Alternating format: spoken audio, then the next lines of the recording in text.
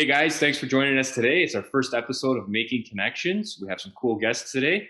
I'm Dan. Hello, I'm Paulo, and we want to thank Joe Marie and family for the sponsorship of this first episode of Making Connections. We thank you very much for your contribution. And it's exciting times, Dan. We're on. We've been talking about this for quite a while, and so we're gonna give it a try and see how this one works. What do you think? That's it, man. Here we go. That's It's it. it's definitely exciting. We got some cool guests today. We got Father Arinze. He was the priest from 2016 to Paulo. You might want to correct me on this. I want to say 2016 to 2019. Yeah, 2019. I was going to say 2020, but 2019. And it's pretty interesting how he came together with us and the way he invited us into the community, or at least got us into the right hands to get us into the community for the first time. So coincidentally, it was his first year in Attawapiskat too, back in 2016. So ironically, he kind of led us into the community and kind of led himself out of the community at the same time with us staying with him. So it's actually pretty interesting how it all comes together, and we'll hear him speak of it. So I think it's pretty ironic. Okay, let's do that. Let's hear him talk about his experience in Attawapiskat. You know how he experienced some of the things that we experienced as well. You know, being new in the community, have to kind of immerse himself into the into the culture. For us, obviously, it was easier because we were there for a week. He was there for quite a longer time than we were. But so yes, it's quite a refreshing take and on his stay there. And let's listen to that. Coming to myself coming to Canada, I never was thinking of finding myself in a place quite remote and distant from what one might consider mainstream Canada. But I found myself there maybe a year or two since after I came to Canada. I didn't actually have the privilege of having someone put me through how to run a run parish in a place like that, because after Father Vizina, who was the priest who stayed there for quite a long time, stayed for like 42 years there, who is now late, may God rest him. Uh, After he left, there was a priest who came also from Nigeria, but who didn't stay that long. And by the time I was asked by the bishop to come to see if I can help out, do the missionary work there, the priest who was holding brief when Father Vezina left was already no longer there. So I found myself beginning almost from the scratch. But somehow, as Providence will have it, there are members of the community, especially the elders, who came to help me more or less relax, find my feet on the ground, and feel somehow comfortable.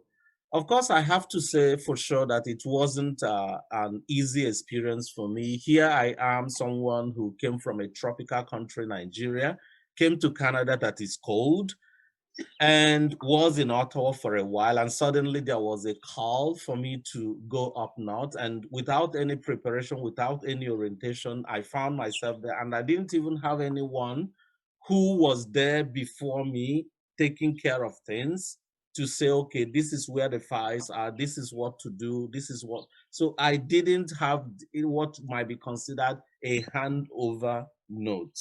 So the elders were there to guide me through, and I played more of a role of a student than a teacher, because I really have to learn how things work, because it is not like what I met, what used to be the case while in Nigeria, or what I met when I came to Ottawa, and it is a totally different experience. But somehow the elders were there to put me through, and of course the other members of the community too were there.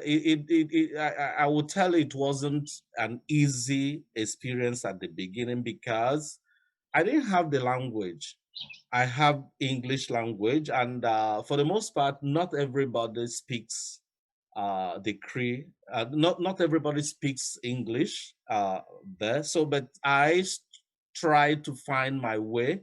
Not that I learned the Cree language, by the way, I didn't learn, but I learned enough, because I did a crash program, as I would say, with the elders. They saw that I was passionate to at least pick up one or two words.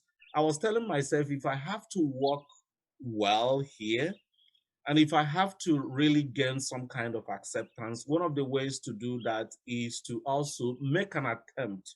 I know it should, I know that I cannot speak the language like native speakers, but if they see my honest attempt, that might begin to be the bridge that, begins to connect us, talking about connection. And I think it's really worked because like I said, I submitted myself as a student to everyone. I was learning from the teachers who also are like me, who came into the community. I was learning from the nurses because the hospital is just a few blocks away.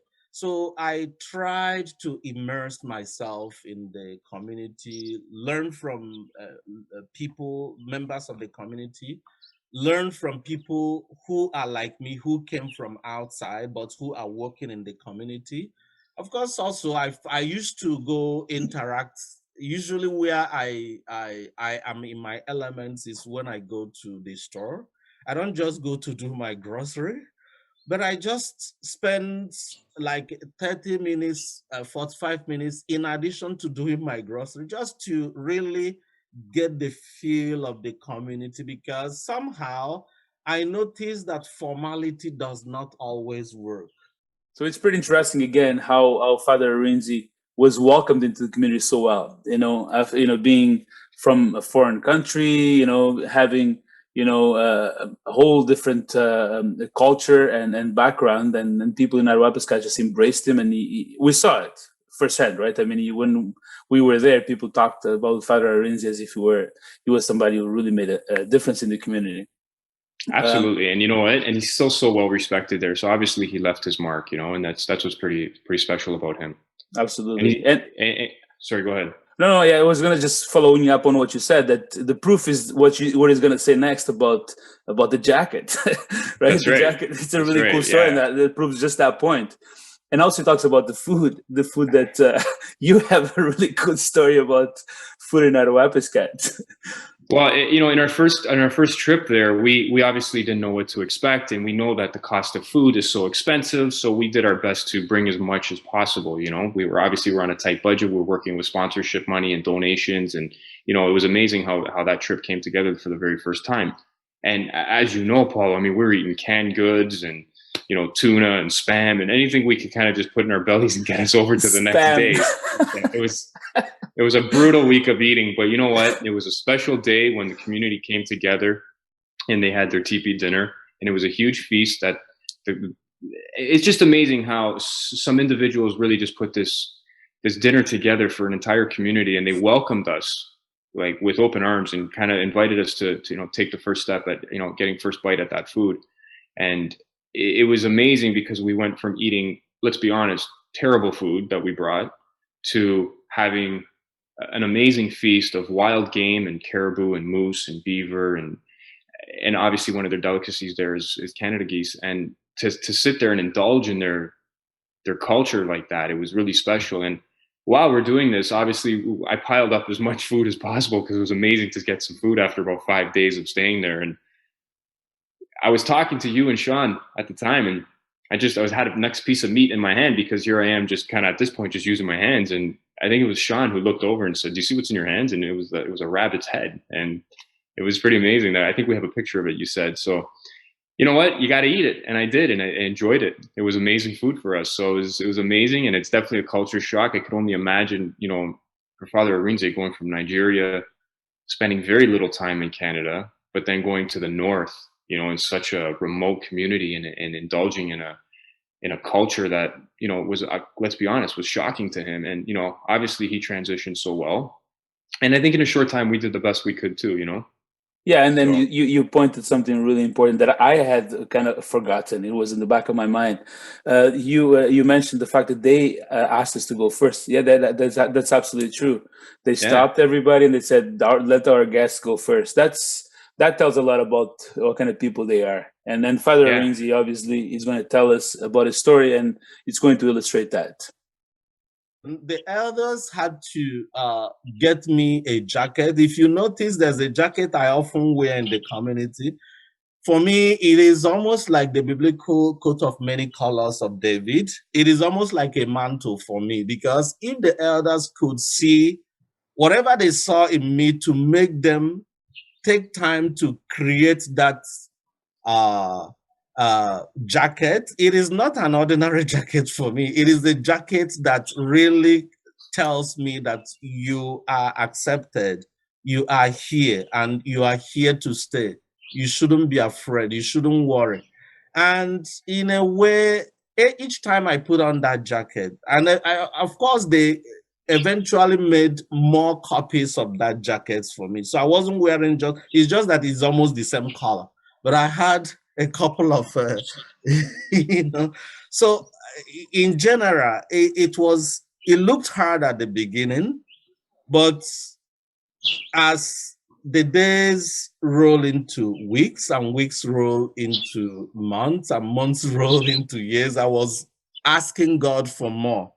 And suddenly my superiors had to write and say, "Oh, you are needed back in Nigeria," and all that. And I simply have to, take the call again and, move. So in all, one other thing I have to say, apart from these other things I have said, is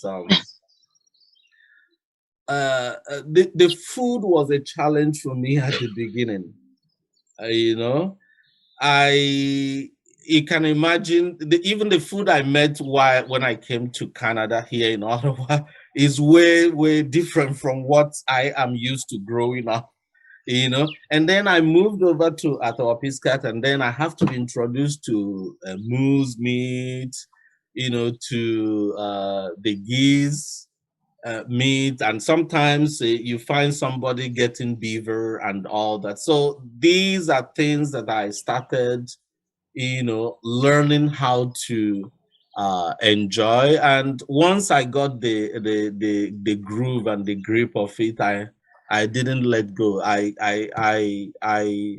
just totally let myself be part of the situation, and learn from the people, and eventually also learn people learn from me. So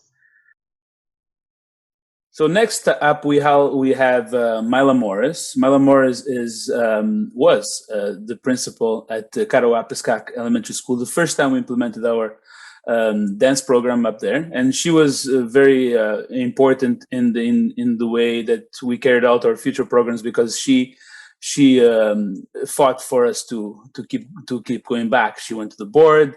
She believed in what we did and what we were doing there, and it's because of her that we were able to continue the work that we started. And so she talks about a few things, and one of them is the fact that we asked her if she ever felt strange in Attawapiskat, even though she's an Indigenous woman, but she comes from a different community.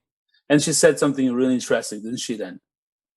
Yeah, she mentions how we're all one. And, in today's world, with everything that's going on with equality and diversity and everything like that, it's really important that she acknowledges that. And I think, she'll get in further depth with it, and we'll let you guys hear it. But it's just really nice that, coming from an Indigenous woman as well, being, a woman, where let's be honest, sometimes, equality isn't always equal. And she mentions that we're all one. And I think it's really important that we acknowledge that we're all human beings, and that's what we have to accept ourselves as. Diversity is beautiful. Canada is a beautiful country because we're such a diverse country. We have, different ethnicities, and it's beautiful that we could all come together. But I think we have to fight to be one rather than, fight to be against each other. So I think it's pretty amazing that she could actually acknowledge that we need to just be one. Well, I always thought about being Indigenous in terms of we're all one. We're all one under, Indigenous people. Because if I go to BC, there should be no difference. if I go to, overseas and there's indigenous people there, we're all one. When I got out of the plane, I I really wasn't aware because when when a person comes from a different area, a lot of people came to see me. A lot of different people came to see me. The board members, quite a few people. But for me, I just got my stuff and went. And so it wasn't really being different. To me, they're just my people too. But my experience in Attawapiskat was really, really progressive for me because I was a woman and I was heading the school, and I don't think they had many opportunities for an Indigenous woman to head the school. So it was really different. I think that um, I was hoping that COVID would have returned everybody back to the land and would have returned all the kids back to the land. But a lot of them are being headed by non-Indigenous principals, non-Indigenous vice principals. Um, I think that I always wondered why parents never came to school, like to get report cards, um, to come and talk to the teacher, see how their child is doing. And now it makes sense. After the 215 were found in BC, now I understand. It took me a long time to understand because their fear of the school, of the what happened, was passed down. And you know, but I have to say that not all white people are bad because I was raised with two white people. So, my perception is different. So, I mean, like, not, same thing. Not all Chinese people are bad. Not all Spanish people are bad. There's just some that are, it's the ones that are in power that have disintegrated our system, It's, power takes away a lot. It takes away your identity. It takes away your language or your culture among our own people. We oppress ourselves. And I'm not sure if Father ever experienced that in his country. Countries oppress themselves. Like they really they want to get ahead, but they can't because so and so of their own culture is oppressing them. And I think that's what happens with Indigenous people. She makes mention of an incident that happened years past, and the incident that she's talking about is the 1992 incident with Rodney King, and she relates it to the incident, the recent findings of the 215 bodies in Kamloops, and obviously with hopes that it doesn't get forgotten and it is acknowledged that this is a problem of our past, but obviously not to riot and create major problems over it, but at least definitely to have the awareness that this is the past. And these are some of the tragedies that have taken place, and to not be forgotten, but to find steps to move past this and hopefully build a strong future as one, as she mentions. Absolutely. And in following that, as she said, we asked her about our role as non-Indigenous peoples. What is our role in the process of reconciliation?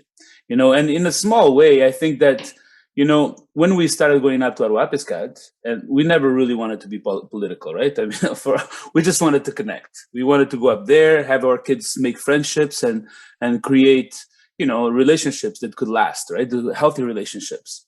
And so we see that role, like that's how we see the role, right? That because we see the role in terms of allowing these two cultures, or the two cultures, of course, I mean, the rest of Canada, we cannot claim to be indigenous people have their own particular culture. So that idea of uniting these two sides of Canada is something that we want to do, right?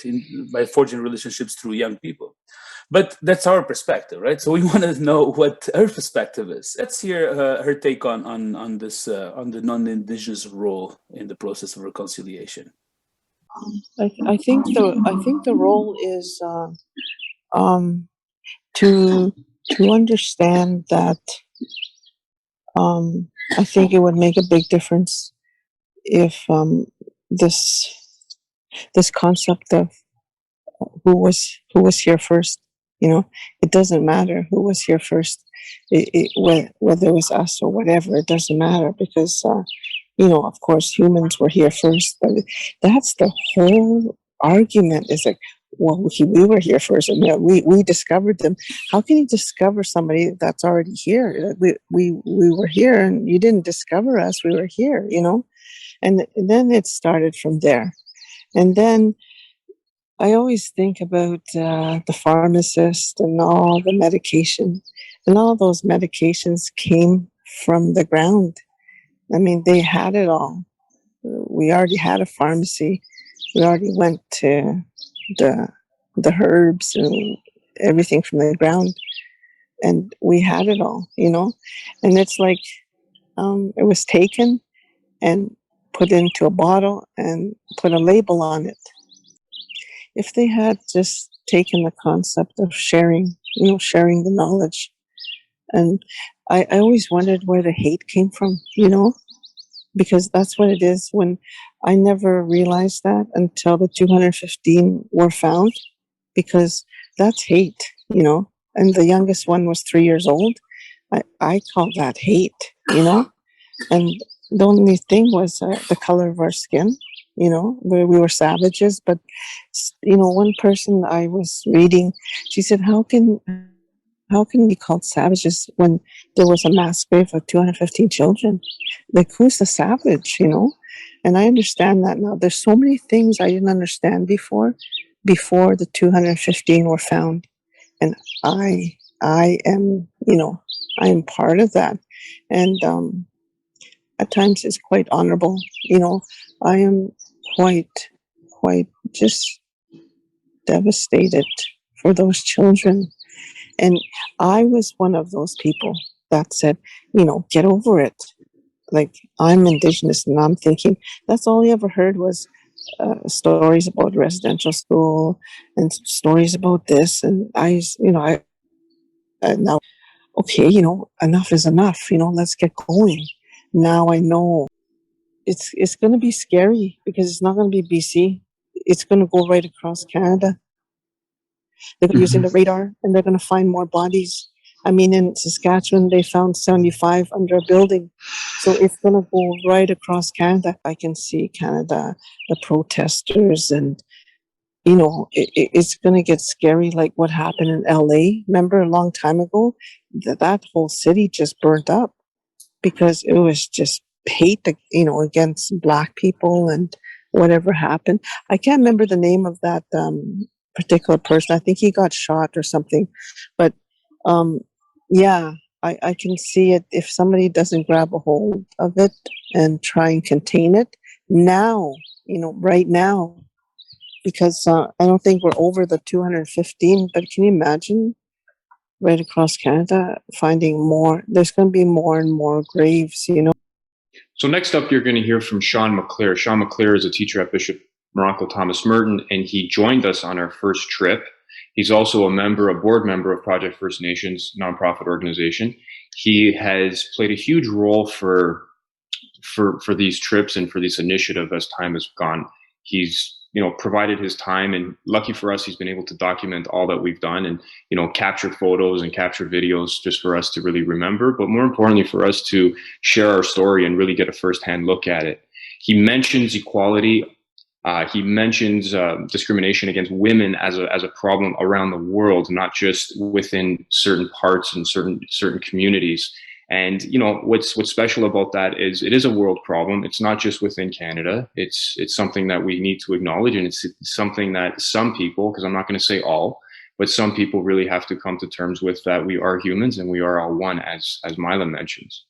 Exactly. And he also mentioned the fact that the Catholic Church has done so much good in the world, obviously, but they've done a lot of wrong. The Catholic Church has done a lot of wrong to the Indigenous community, especially in particular the residential schools.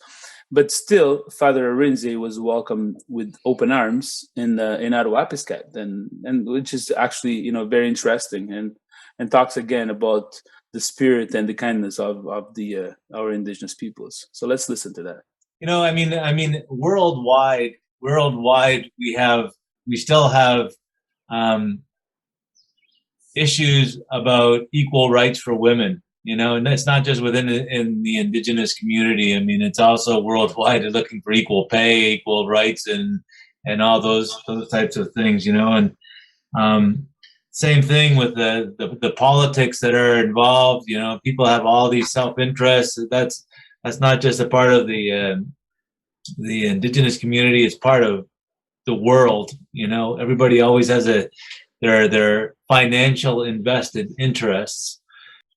I am a faithful Catholic, but the Catholic community has some owning up to do too, is because of the role that they played in their residential schools too. And I'm really amazed at despite the history that's involved with the Catholic Church, how welcoming they were. The people in Attawapiskat were with Father when he came in, because there's been some historical negative things that have happened, but regardless, they made you the coat and welcomed you and embraced what you were there for. So that there was a trust there, right? And so it's that whole thing of, we can't charge a whole community for the negatives of some people, right? Within the Catholic community, there's still so many positive things and we're there to do good. We are there as the white people coming from Toronto. You can't say all white people are like this. You can't say all people are like this. You can't make these absolute statements. So, I mean, it takes the interests of special people like Father, like our group, like Mila, to move forward, right? I mean, and have those attitudes, because we're always going to be confronted with all of the negatives that have happened. But, like Jesus Christ, you have to be positive, right? And we have to move forward. So I think it takes initiatives like this. It takes communication, and it takes all of these things to take all of this heavy weight and heavy burden from before and still try to make a step to move forward. Next, you're going to hear from Anthony Macedo. Anthony Macedo is a former student of Bishop Morocco, and he joined us on our first and second trip to Attawapiskat. And since then, Anthony has maintained close relationships with us and has worked with us on many capacities. He's always the first to join us on fundraisers and really push for, funding and anything that he could do. And really, he's one of our youth ambassadors for Project First Nations and Project 5.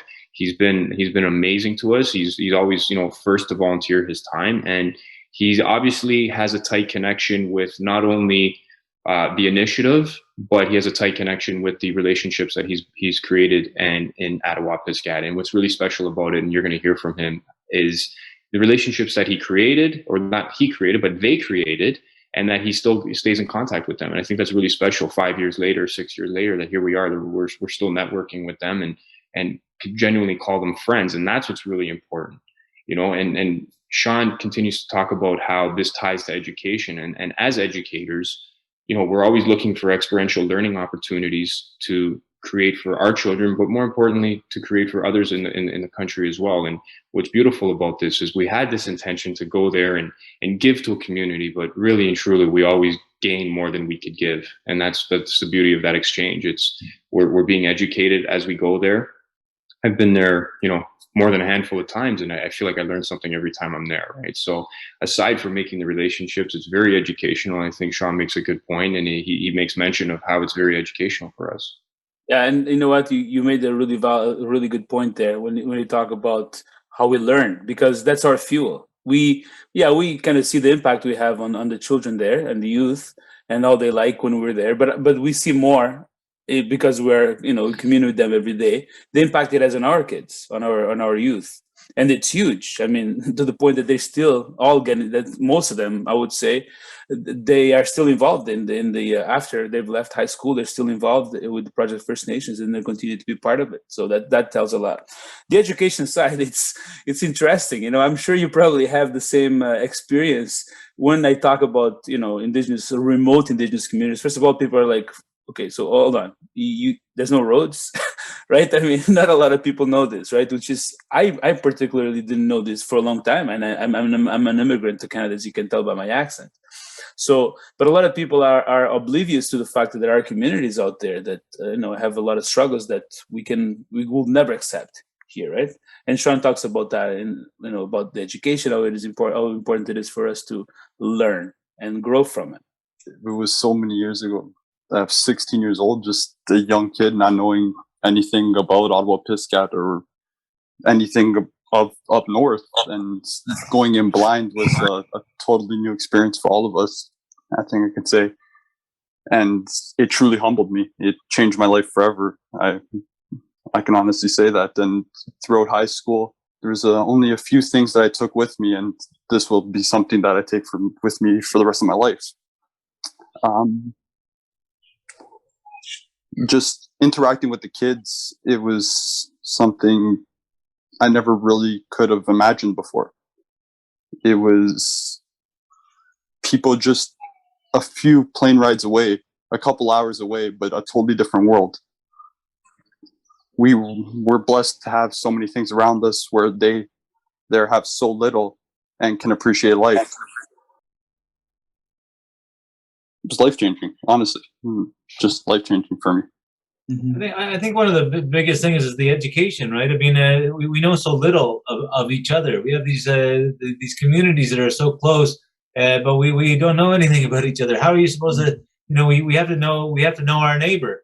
Yeah. You know, when we have the I always teach the parable of the Good Samaritan. You know, who is your neighbor? Your neighbor is everybody, and when we have these neighbors that are right there, that are so close, but we still don't know them. So I think the education part is such an important part of it. I taught Indigenous studies for the first time this year, and all of my students finally had a different realization of what it means to be Indigenous. You know, just through teaching in a classroom, and not even having the experience of meeting anybody. This next part is funny. When Father Arinze, we make mention that when we went to Attawapiskat, I believe it was our last time, Paulo, that we were there. We went for one night, and we had to deliver books that were donated from First Book Canada. We made the commitment to get them there, and put a little library in place and hand out books to the community. And we went there with a short stay, one night stay, and we had our accommodations planned, and everything was going according to plan. When we got there, we reached our accommodation. We started unpacking stuff, or scrounging through some of the food that we had, and only to find out, and we learned that our accommodations weren't actually available to us. There was a change in plans, and we weren't notified, and you and I had nowhere to stay. And it was shocking to us, but the beauty of it, and I mentioned it to you at one time, is at no point did we panic when we reflected on that. We looked back at that, and at no point were we panicking and being like, oh my goodness, we have nowhere to stay. We're in Attawapiskat and we have nowhere to stay. But we kind of... Sorry for cutting you off. Just to give people's perspective on what it is like. I mean, it's not like going to Timmins or to North Bay and having a selection of motels and hotels to stay at. I mean, it doesn't work like that, right? I mean, there's a limited possibility. There are limited possibilities of places you can stay.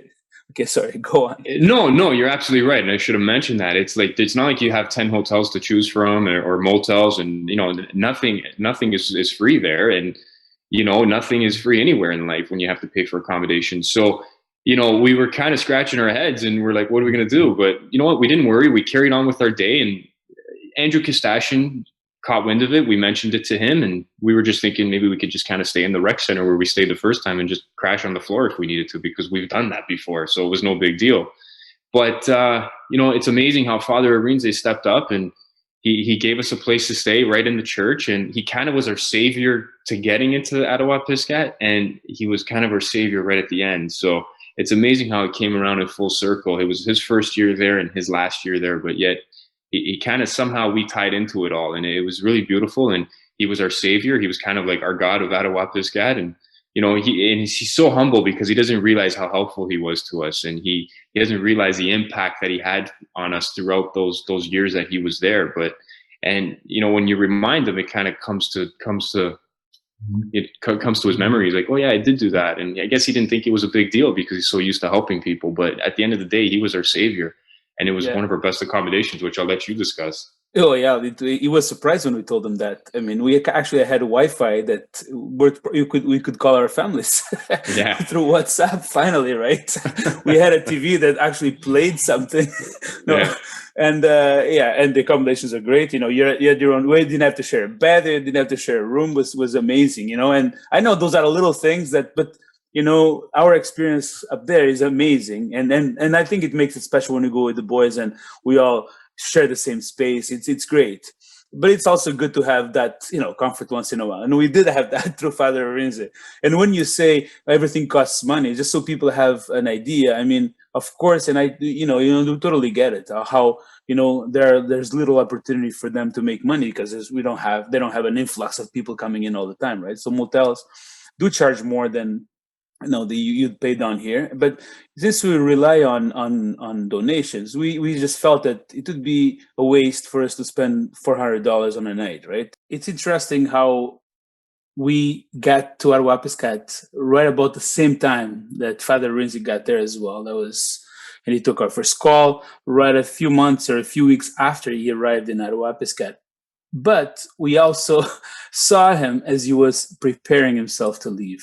And that was, we had an emotional interaction with him. We had the opportunity to spend some time with him as he was also preparing himself to leave the community. And that happened to be our last time in the community as well in 2019. Like the book of Ecclesiastes will say, time to come and time to go. There's a time for everything. But by the third year of my being in Attawapiskat, I already got to know many people. Many people have already gotten to know me. And it seems that the dynamism between the community and myself has really come to a point where we can say we are not doing it. And then I have to leave. So on the one hand, a part of me was like, okay, a relief. I am finally going back to where I originally come from, my home. I will reconnect with my family, with my mom, with my siblings, and all the people I have always known, at least not just on virtual level, but, on face-to-face level. That looks joyful, But on the other hand, I have so much found moms, fathers, brothers, sisters, nephews, uncles, cousins here in Attawapiskat that I'm like, if going back to Nigeria would be trying to learn again how to have father, mother, uncle, brother, sister, nephew, niece, and all that. Yes, it seems I have found a new home, kind of that living is, I have almost become part of this place, and this place has almost become part of me, that going back to Nigeria will look like, even though it's like 3 years, but that 3 years was really very momentous because it was packed with all kinds of experiences that I'm not sure I gained within a span of time larger than that outside, because it's a totally new, a different experience, different way of being. One of the different ways of being I want to mention here, time. The understanding of time is totally something that it's a very profound way of experiencing time in Attawapiskat, different from the chronological time that we have all over the place.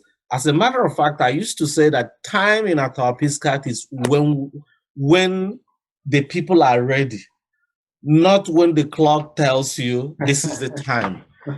And if you don't understand that logic, you will lose whatever that brought you to the place. So I found myself learning how to see how time works there.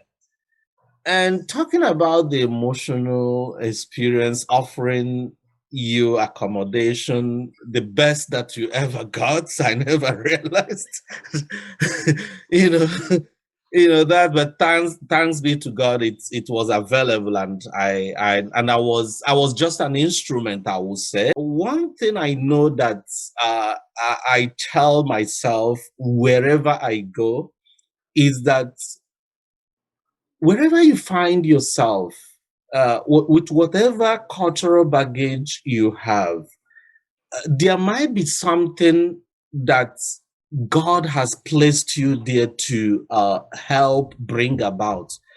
Bringing that thing about doesn't necessarily need to be colossal to make an impact or different, but just your even being there, available and listening. I believe that listening is very, very important, because it is when you listen that you learn. It is when you listen that you understand, and it is when you listen that to me, some form of healing and gradual step forward, takes place. So listening also requires being patient with people. Not one can get offended. You might not decide how somebody offends you, but you can, to some degree, control what you do with that thing that comes to you as offensive. So it doesn't mean that in Attawapiskat, because of course I looked different when I came to Attawapiskat, no doubt. I'm not from there, and I looked different in a completely different way, because I'm from Africa, I'm from Nigeria, I'm Black, and it is uncommon to see a Black person in mainstream Canada is common, but it's quite uncommon to see a Black person in an environment like that. At each moment, there's also this element of God shall provide. If there is a will, there will always be a way. So that leap of faith is what, to me, we can use. Like, you guys took a leap of faith, coming to Attawapiskats. You didn't know anybody except the fact that you called and we connected, and look at how it has blossomed. Anthony still has, he began as a student, now finished as a student, but still have deeper connections with members of the Attawapiskat community. Same here too with me. I still do have that connection, because even while I was in Nigeria, I still get calls, and occasionally I still, when the internet permits, because the internet, just like you guys used to experience when you come to Attawapiskat, save the time you stayed in the rectory, the internet back home is not as strong as it is here, so, but that connection, God has created that bond, for good or bad, for some of the dark chapters of the history of Canada, with the church and the residential school. We still find pockets of people who are making a difference. That doesn't take away the dark chapter, but if we look at the brighter side of it, then that can help us deal with the darker side and then heal together. This next part, Mila mentions the loss of her two daughters and how it still impacts her every day.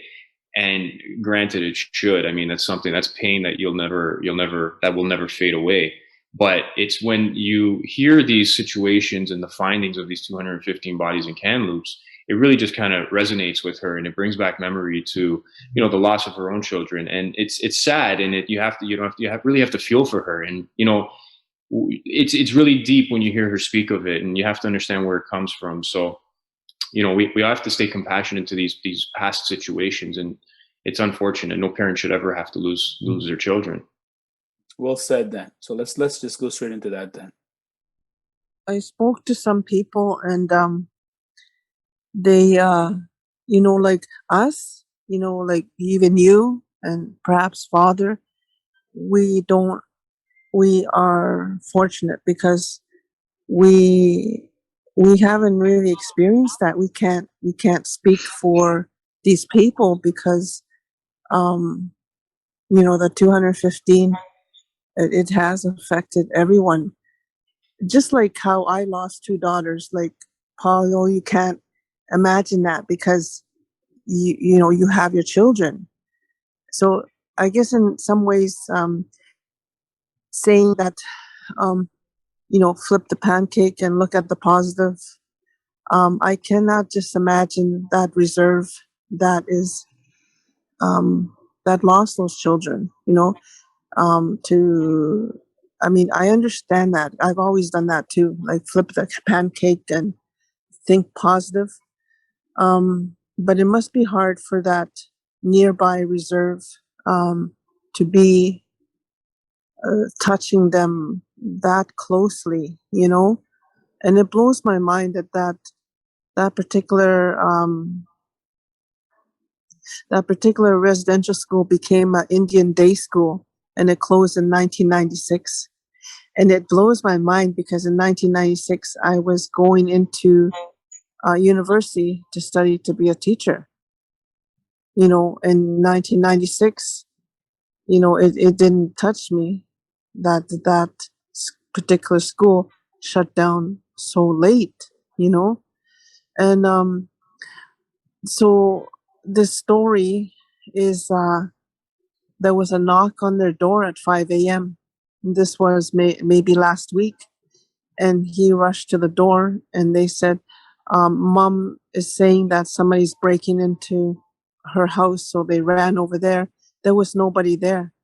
So she said there was two white people trying to break into her house, and they looked around, there was nobody, and they talked to her, and they said, um, because of the 215, it's a certain age that is having their flashbacks. And it's, I don't know, maybe they're 70 years old now, 80 years old. They're alive, and they, their experiences of residential schools coming back.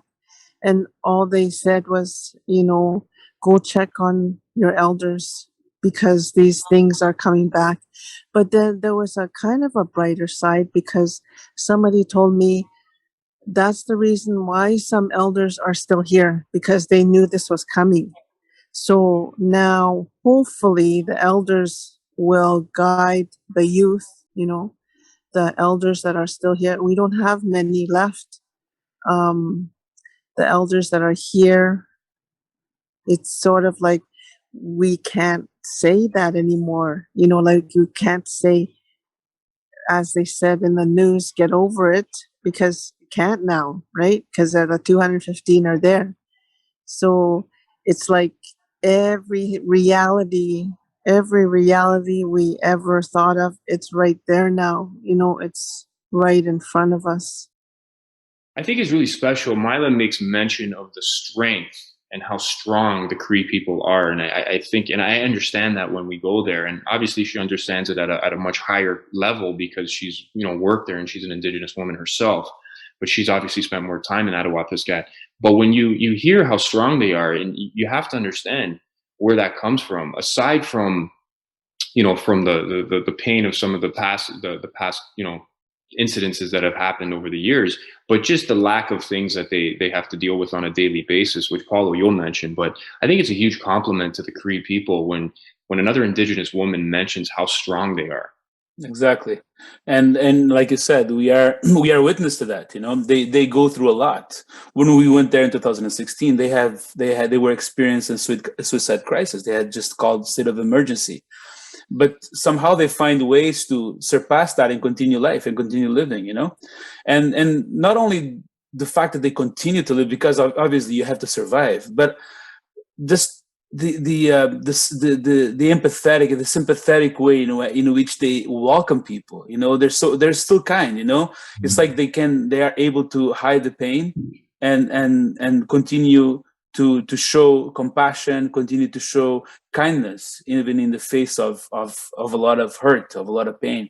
And that's very special, and that's a great lesson for us adults, and for the youth that have the opportunity to experience that as well. So let's listen to that. The Cree people are considered very strong. My descent is OG Cree. Like, I left there in 2018. I still have friends there, that text me, and it was a very, very interesting and good learning experience. So many people wanted to come there, and to do the programs for the kids, and I think the kids really enjoyed the programs that came and went.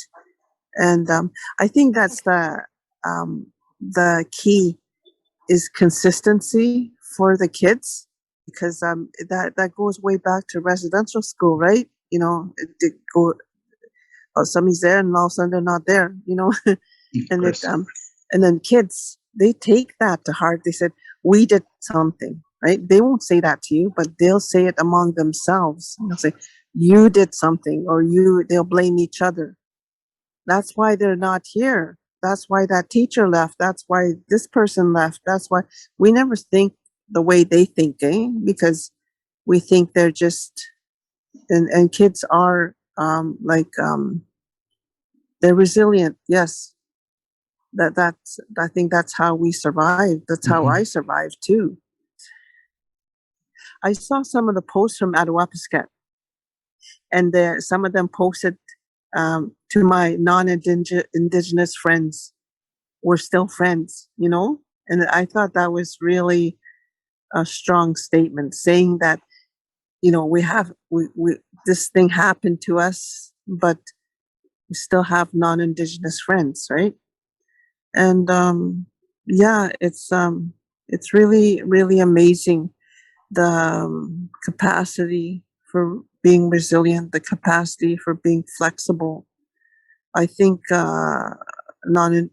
Indigenous people have the ability to be so flexible, to be stretched in different ways, and to accept. On a lighter perspective of the strength of the Cree people, I remember our first time there, Paulo, we really went through some cultural experiences with the Sweat Lodge, and we went swimming in the river. And if you remember correctly, the river was the coldest water I had ever been in. And you and I happened to go in, and, I think maybe 2 or 3 kids joined us. And I remember the rest of the team, they were just tippy-toeing in, and then they backed out because it was so cold. But I remember a couple of the local kids, might have been 7 or 8 years old, and they were jumping right in, and they were laughing at us and making fun of us. So, I mean, talk about strength. I mean, here we are, we think we live and survive cold winters, but when you go there, I mean, it's another level, let's be honest, right? And these kids were jumping into this cold water. Our kids couldn't get more than their ankles in before backing out, and they were calling us names, laughing at us, and it was really funny. I mean, it's something we can look back on and still laugh at. And then when we talk about the Sweat Lodge, I mean, that's another extreme. That's the hottest temperatures I had ever had to sit in. And obviously we did it voluntarily, and it was a beautiful experience. But again, half of our kids couldn't even step foot in it. And then there was a couple kids there that, again, maybe 8, 9 years old, wearing a pair of jeans and jumped right into it without a problem. And here we are with bare skin, and we couldn't handle it. And these guys are just sitting in there laughing at us because they're just calling us names that we couldn't handle it, right? So I think it's pretty funny, and it's something we can laugh about now. But we definitely, when you talk about strength, I mean, you really get accustomed to your culture, and I think it's a huge compliment. And they are very strong people as a culture, and just as human beings. But let's be honest, you and I. I think the only reason we really endured that those 2 sessions of 15, I thought it was 15 minutes, right? 15 minutes each of the Sweat Lodge is because we needed to prove to the kids that we could do it, because I was totally showing up. It was a total show-off moment. It's like, these guys can't handle it. I can't back out. I got to show them that we can. I agree. And that was the same. And that was the same with jumping in that water. I mean, there was a time I was talking to you. It was hard to get my words out. I felt like my chest was caving in because it was so cold. That's you right. know? So Well, that's it's, those and Anthony was part of that first trip, and he was part of that experience, and he talks yeah, next about how the program impacted him so greatly that he wants to continue to be part of it. It changed his life, he says, yeah, and and we can see that. I mean, we go up there, and it's very emotional. We depend on each other, really. I mean, there's no distractions. Either we're working or we are at the lodge talking or engaging in different activities, because the Wi-Fi, if only one or two of us can go on the phone at a time, right? yeah. I mean, the Wi-Fi was weak where we stayed, and there's really nothing else to do. Netflix didn't work.